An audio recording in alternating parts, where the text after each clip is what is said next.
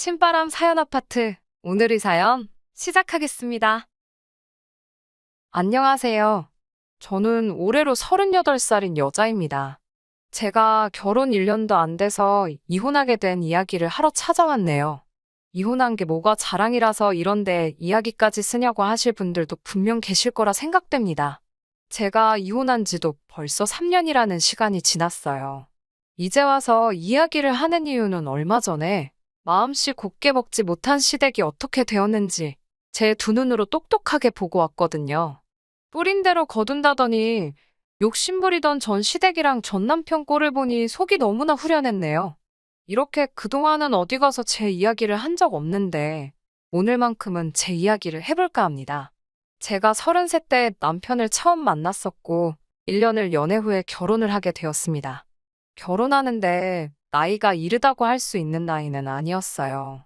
요즘 여자들 결혼 정년기가 30대가 보편적이라긴 하지만 제 주변 사람들은 이미 다 결혼을 한 상태였거든요. 제가 결혼을 늦게 하게 된 데에는 다 이유가 있습니다. 제가 어렸을 때부터 집안 형편이 여유로운 편은 아니었거든요. 허리띠를 졸라매서 숨도 못 쉴 만큼 가난하지는 않았어요. 그래도 남들 하듯이 흉내도 내면서 살았고 했는데 아버지 월급 날 때마다 대출이 어쩌니 저쩌니 하면서 부모님이 참 많이 싸우셨습니다.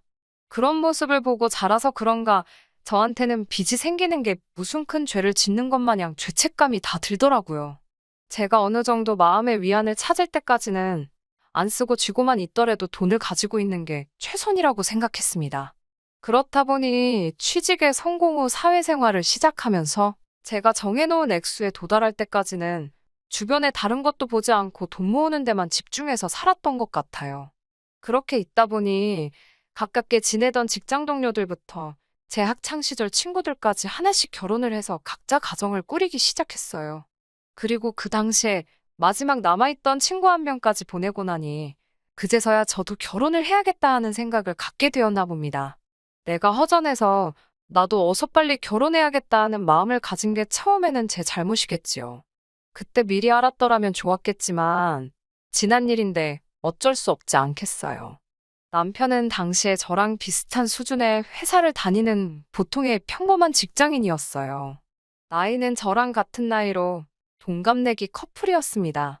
다른 걸 다 떠나서 기가 세지는 않아서 남자다운 모습은 적었지만 제 마음을 편하게 해주는 그런 점이 좋았습니다.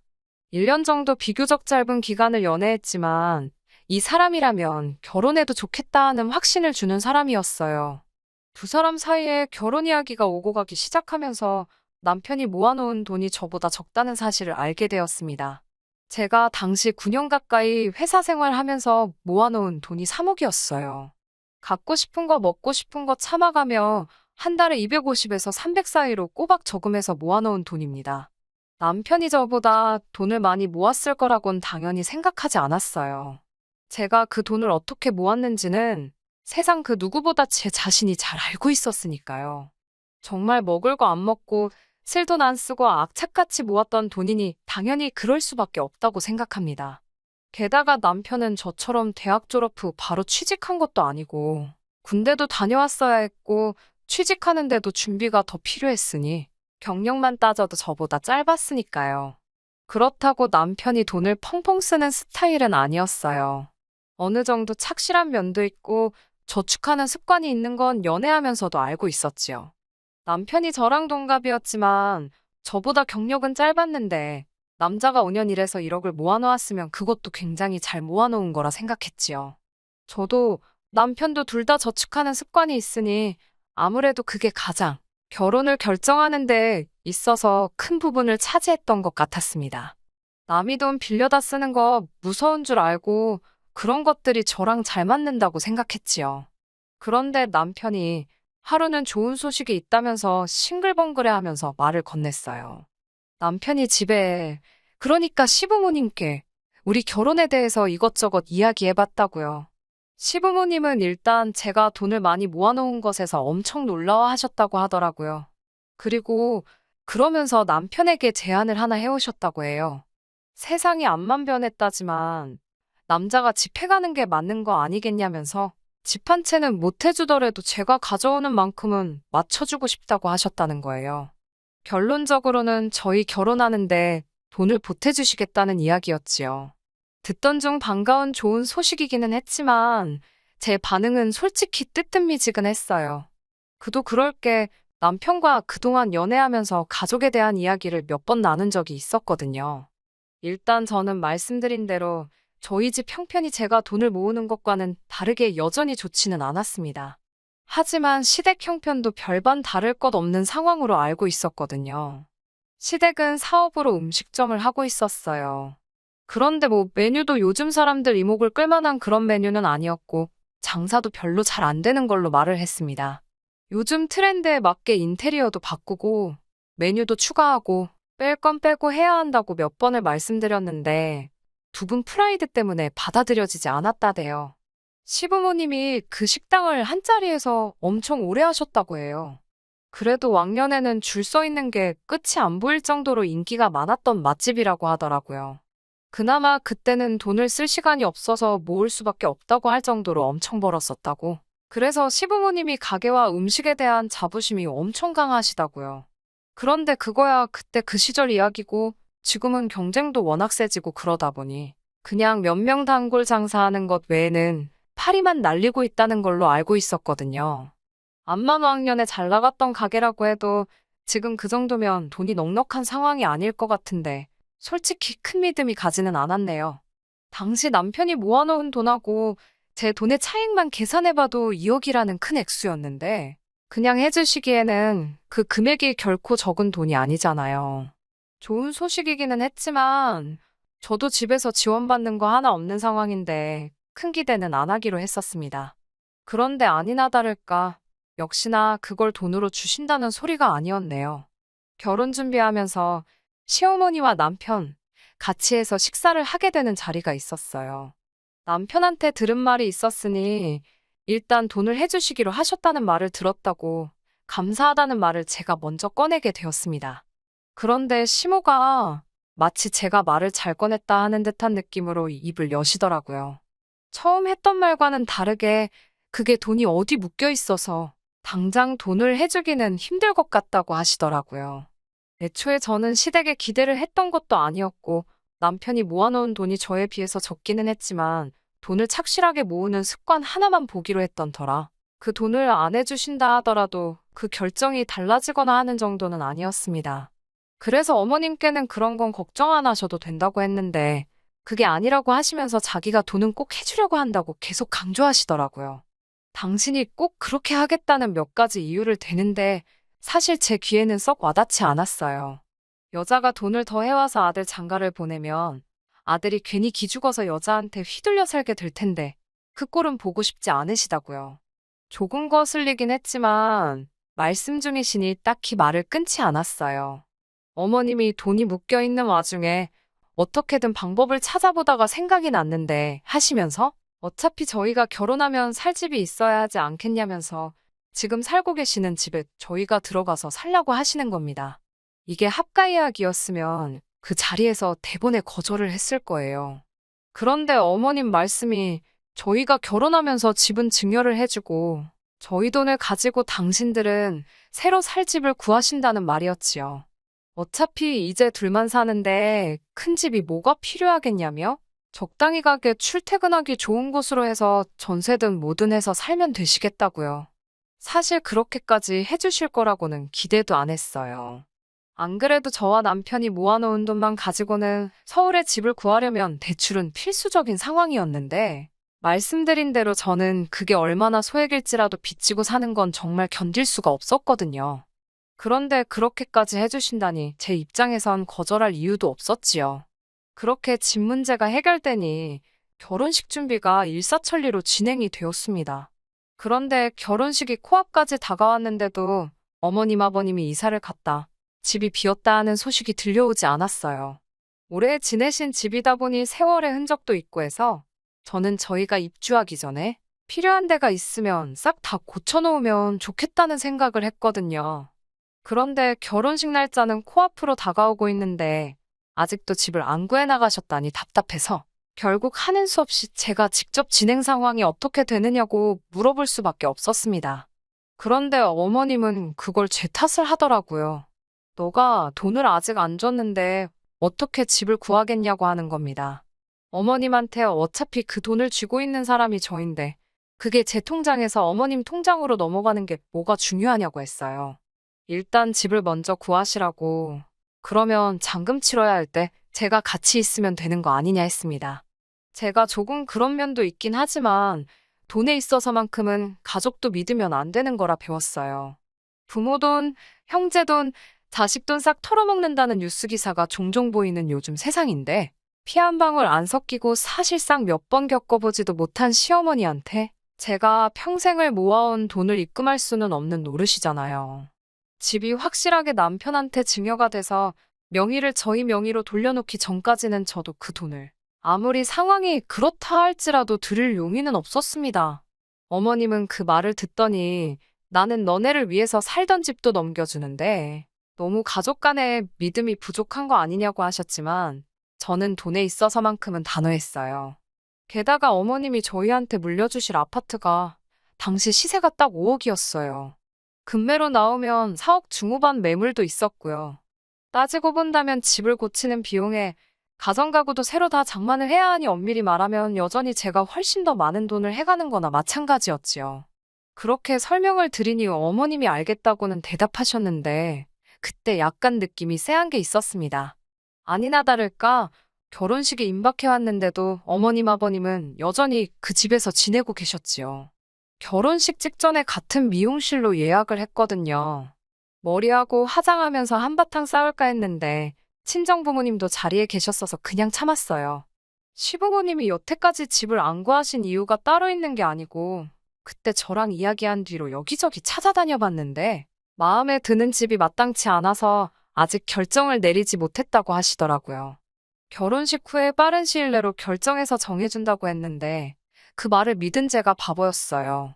저희가 살기로 했다고 해서 시부모님을 내쫓아버릴 수도 없던 상황이었고 빠른 시일 내로 구하신다 하셨으니 저는 그 시기가 아무리 늦어봐야 두어 달 정도라고 생각했습니다. 장사가 바빠서 그랬다, 어쨌다 저쨌다 하면서 대답도 회피하고 그러다 보니 순식간에 6개월이라는 시간이 지나가 버리더군요. 그 6개월이라는 시간마저 지금 생각해보면 그걸 참고 아무 말도 안 하고 있던 제가 다 보살이라는 생각이 드네요. 사람이 익숙해지는 게 무섭다는 게 무슨 말인지 이해를 하겠더라고요. 솔직히 처음에는 약속을 어긴 시부모님이 원망스러웠는데 시부모님이 음식 장사를 하시다 보니 집에 들어오시면 밤 10시는 넘어야 들어오시거든요. 제가 늦어도 12시에는 잠에 드니까 하루에 고작 2시간 정도만 마주치는 상황이었어요. 아침에는 아침대로 두 분이 피곤하시다고 늦게까지 주무셨고요. 거기에 어머님이 약속 안 지킨 게 찔렸었는지 아니면 원체 부지런하셨던 건지 모르지만 집안일을 낮 동안에 싹 다 끝내놓고 가셨어요. 그러니 제가 할 일도 따로 없었고요. 그렇다고 해서 제가 손 놓고 아무것도 안 한 건 아닙니다. 적어도 저랑 남편 빨래는 제가 직접 했고 저희가 쓰는 공간들 청소도 제가 알아서 했어요. 그렇다 보니 이렇게 지내는 게 차차 익숙해지기 시작하고 못할 것도 없겠다 하는 생각이 들더라고요. 그런데 딱 그런 위험한 생각이 들 때쯤 어머님이 그걸 알아서 손수 깨부숴 주시더라고요. 그건 지금 생각해봐도 참 감사하네요. 어머님 가게가 쉬는 날 다 같이 모여 저녁 식사를 하는데 난데없이 신세 한탄을 하시는 겁니다.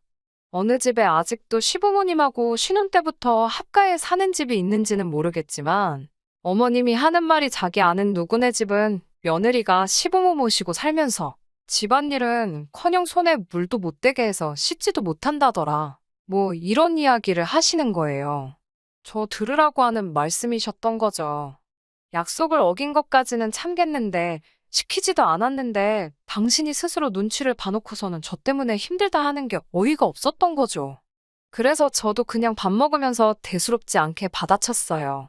그 집 며느리는 출근을 안 하거나 그 집에서 뭐 크게 받을 게 있는가 보죠. 이러면서 일부러 더 심하게 이야기했습니다. 그랬더니 어머님이 그 말을 듣고 기분이 나쁘다고 하면서 저한테 뭐라 하기 시작하는 겁니다. 애초에 약속 지켜주려고 했는데 돈 앞에서 가족도 안 믿는 못된 며느리 때문에 이러고 있는 거 아니겠냐고요. 다 제가 자초한 일인데 말을 그렇게 버르장머리 없이 하느냐며 저한테 뭐라고 하는 겁니다. 저도 어른 상대로 잘한 건 없지만 그래도 여태껏 아닌 척 보내온 시간도 있고 이대로도 살면 살겠다고 괜찮다 생각했던 제 자신에게 화가 나서 결국엔 같이 언성이 높아지게 되었습니다. 애초에 집 안 해줘도 남편하고 결혼할 생각이었는데 이젠 결혼할 때 돈까지 더 들고 와가지고 매달 돈까지 벌면서 이젠 시집살이 식모노릇도 해야 되게 생겼다면서 제가 뭔 꼴을 보자고 이러는지 모르겠다고 했습니다. 남편이 허둥지둥대면서 저를 말리긴 했지만 그간 희미해져서 기억 못하고 있던 마음속 쌓여있던 앙금이 한 번에 터져나오는 듯 했어요. 그냥 이 꼴 저 꼴 다 보고 싶지도 않고 이거 내가 잘했네, 네가 잘했네 따지고 있다간 끝도 나지 않겠다 싶어서 그냥 집 주실 필요 없다고 저희가 나가 살겠다고 했습니다. 어머님 입장에선 저희가 같이 사나 나가서 사나 달라질 게 없는데 제가 나가겠다고 나오니까 갑자기 꼬리를 내리시더라고요. 그때 왠지 기분이 쎄하더라고요. 방금까지 원성을 높이시던 분이 제가 나가겠다고 드니 아닌 척 하는 게 말이지요. 그래서 저는 더 제 주장을 굽히지 않고 당장 저희가 집을 구해서 나갈 테니 그렇게 알라 하셨지요. 제가 강하게 나오니 어머님이 숨기고 있던 사실을 말해주더군요. 가게 광고를 하고 싶어서 남편이 모아놓은 돈을 썼다고요. 그건 또 무슨 소린가 싶었어요. 집 구할 때 계약금으로 써야 한다고 가져간 돈인데 그 돈으로 가게 홍보를 했다니까요. 게다가 무슨 연예인을 섭외해서 CF를 찍은 것도 아닌데 무슨 홍보 비용으로 1억이란 큰 돈을 쓰냐고 따졌지요.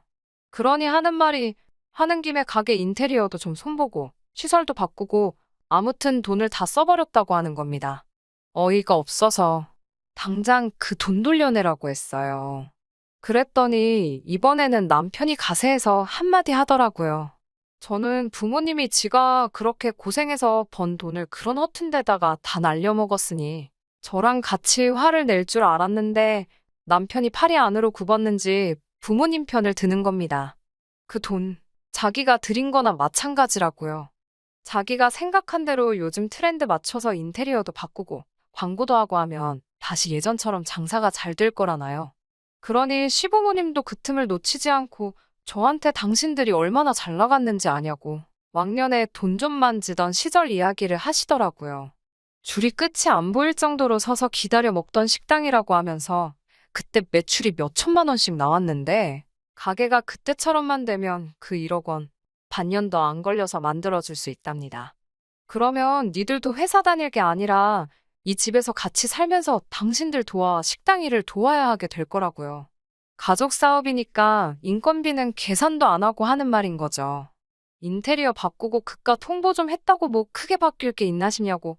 그런 거는 모르겠고 돈 많이 버시라고. 아무튼 저희는 나가야겠으니 하루빨리 남편 돈도 다시 만들어서 돌려달라고 했어요. 그랬더니 어머님이 그러지 말고 그러면 그냥 이 집에서 같이 살고 이참에 제 돈까지도 가게에 투자를 해보자는 겁니다. 그때 진짜 얼마를 버셨는지 모르겠지만 제 돈까지 같이 투자해서 들어가면 이 집도 물려주고 자기들 은퇴할 때 가게도 물려주겠다고 하시더라고요. 애초에 돈을 얼마를 벌던 간에 저는 음식집을 운영하고 싶은 생각도 없고 매출 뻔하고 어떻게 될지 눈에 보이는데 제 돈을 그런 데다가 투자하고 싶은 마음도 없었어요. 그래서 싫다고 다시 한번 거절하고 6개월이면 갚을 수 있는 돈이면 대출이라도 받아서 돌려달라고 했어요. 아들한테 갚지 말고 다른 데다 갚으시라고요. 사실 당장 그 돈을 마련하기 힘든 거 알고 있었고 감정이 격해서 제가 억지를 부리는 부분도 있었어요. 남편이 한순간만이라도 제 편에 서서 한마디만 했더라면 제가 이혼까지는 하지 않았을 수도 있습니다. 그런데 남편은 제 편을 들어주기는커녕 저를 설득하려 들더라고요. 생각해보면 남는 장사라고 하면서 사실 시부모님이 가게가 잘 될 때 시설 투자도 안 하고 영원히 잘 될 거라 생각해서 지금 저렇게 된 거지. 음식도 맛있고 자기가 운영에 조금만 개입하면 떼돈을 벌 테고 집이며 가게며 물려받게 되면 우리가 남는 장사라고 하는 거예요. 지가 뭐가 그렇게 잘나서 다 망해가는 가게를 살린다는 건지. 백 선생님이 오셔도 안 될 것 같은데 무슨 수로 네가 그걸 해내겠냐고. 헛소리 말고 네 돈 받아내라고. 아니면 그냥 나는 여기서 빠져주겠다고 했습니다. 그리고 결국 그렇게 이혼하게 되었네요. 그게 3년 전 이야기예요. 남편은 두고 보라고 하면서 땅을 치고 후회해주겠다 하면서 결국 저를 두고 자기 가족 편을 들더군요. 참 충격적이었어요. 6개월이라는 그 짧은 시간에 내가 연애하고 결혼을 결심하게 만든 그 사람이 맞는가 싶을 정도로 돌변할 수 있다는 사실이 말입니다. 짧은 결혼 생활을 뒤로하고 이혼을 하게 되었고 숙려기간 중이었습니다. 우연히 TV를 보다가 정말 보기 싫은 얼굴을 보게 되었습니다. 남편이었어요.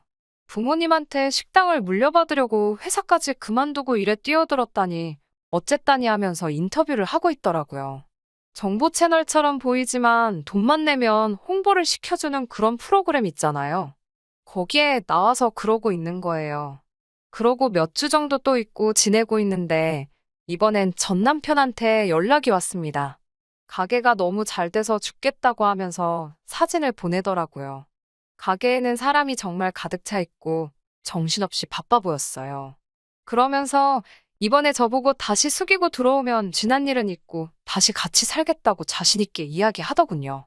제가 그 식당이 다시 재기할 수 있을까에 잘못된 판단을 했을지언정 이혼했다는 거에 대해서는 참 잘했다는 확신이 있었기 때문에 일 없으니까 앞으로 연락도 하지 말고 지내자고 했습니다. 그 뒤로 현재까지 왔네요. 정말 일부러 신경 끄고 지낸 게 아니라 제 경력 쌓으면서 지내다 보니 그딴 집구석에 신경 쓸 시간도 없었어요.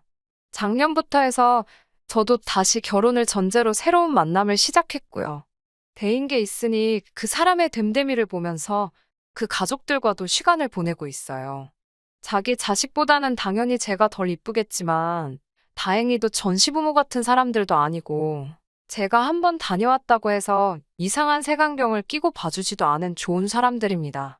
아무튼 우연찮게 데이트를 하다가 시부모가 식당을 하던 곳 근처에 들렀던 적이 있어요.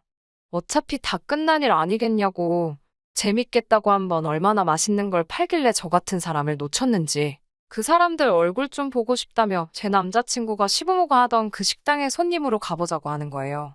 저도 다른 건 몰라도 재미는 있겠다 싶었고 이 사람 앞에서 저도 과거에 연연하는 거 아무것도 없다는 모습도 보여줄 겸 해서 다녀와 봤는데 가게가 아예 망해서 없어졌더라고요.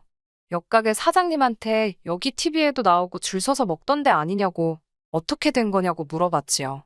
음식이 기똥차게 맛있는 것도 아니고 그냥 먹을 만한 정도였는데 그 큰 돈을 들여서 공사를 하고 홍보를 하고 하니까 사람들이 한 번씩은 와본 거 아니겠냐고 하더라고요.